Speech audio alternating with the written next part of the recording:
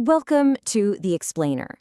Today, we're diving into a pretty radical idea from our source material: the concept that a single, universal law connects exploding stars, your own heartbeat, and even the structure of ancient scripture. So let's see how these three very different worlds could possibly connect. It really sounds like a poetic riddle, doesn't it? But according to the source we're looking at, the answer isn't poetry at all.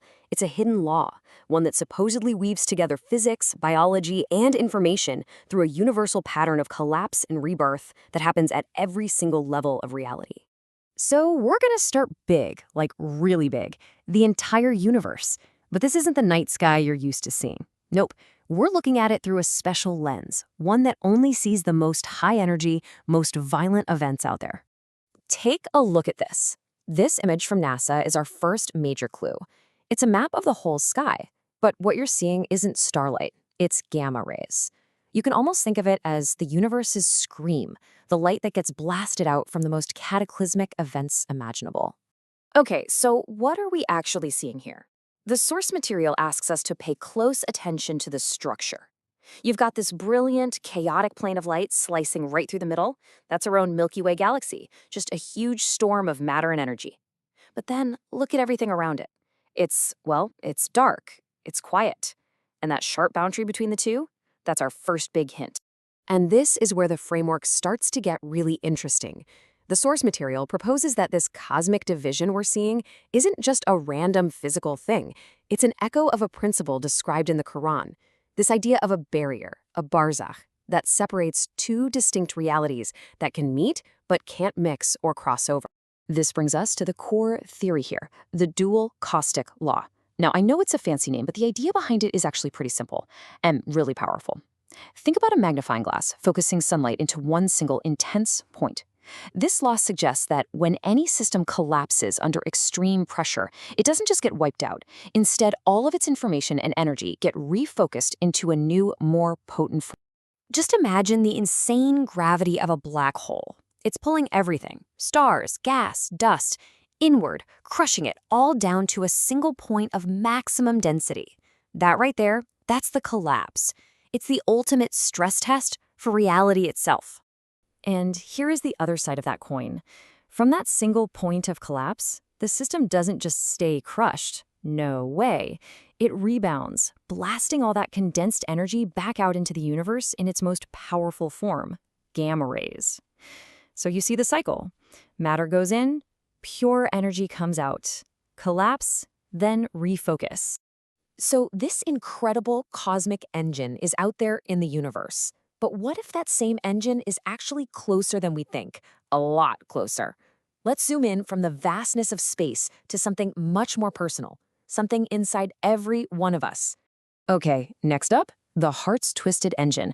We're zooming in from the scale of a galaxy right down to the organ beating in your chest. And what the source material proposes is that we're about to see a pretty stunning parallel in how it works. You know, for a long time, we pictured the heart as a simple squeeze pump. But it turns out it's way more elegant than that. A model proposed by Dr. Torrent Guasp shows the heart muscle is actually one single continuous band, just wrapped in a spiral. So it doesn't just squeeze like a fist, it actually twists, kind of like wringing out a towel. And this cycle is absolutely key. The heart muscle twists inward, that's the collapse. It compresses to expel blood, that's the focus. Then it untwists. And this is the cool part. It uses elastic recoil to create a suction that helps refill the chambers with almost no effort. It's a perfect biological example of that same principle: collapse, focus, and return. And right here, the parallel becomes almost impossible to ignore. The heart's contraction, or what doctors call systole, is a perfect mirror of that cosmic collapse, focusing energy to expel blood. And the relaxation, or diastole, is the refocus phase. The untwisting uses stored energy to draw blood back in, ready for the next cycle. Same law, just playing out in our bodies. Okay, so we've got a pattern in the sky and a mechanism in the heart.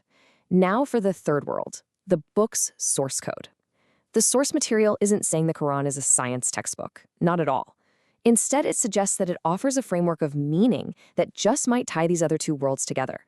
Now, this table, this is basically the core of the whole argument. Just look at the columns: sky, heart, and Quran.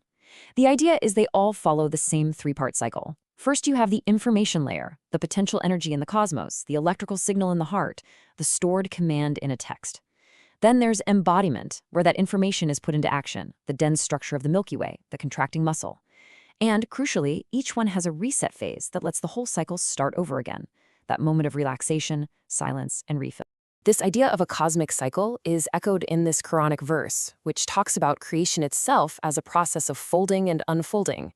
The universe, like a scroll, isn't just destroyed at its end, but folded up, which sounds a lot like that ultimate collapse, right?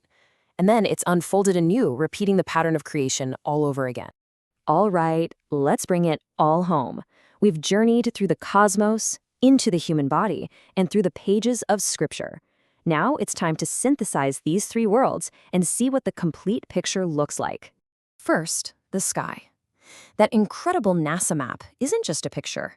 It's the observable pattern, the large-scale evidence of that dual-caustic law written in light and darkness across the entire cosmos.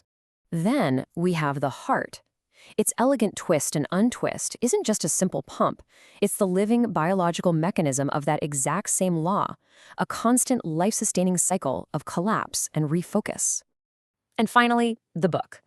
The Quranic framework, as proposed by the source, offers the unifying meaning.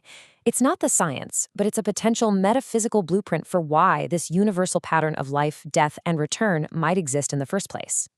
So the crucial point here is this. The framework suggests this isn't about three different stories at all. It's one single story being told in three completely different languages: the language of physics, the language of biology, and the language of revelation, all describing the same underlying principle.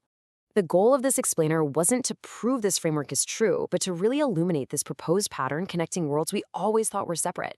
And it leaves us with a pretty provocative question. What other universal laws are out there, hiding in plain sight, just waiting for us to find the right way to look?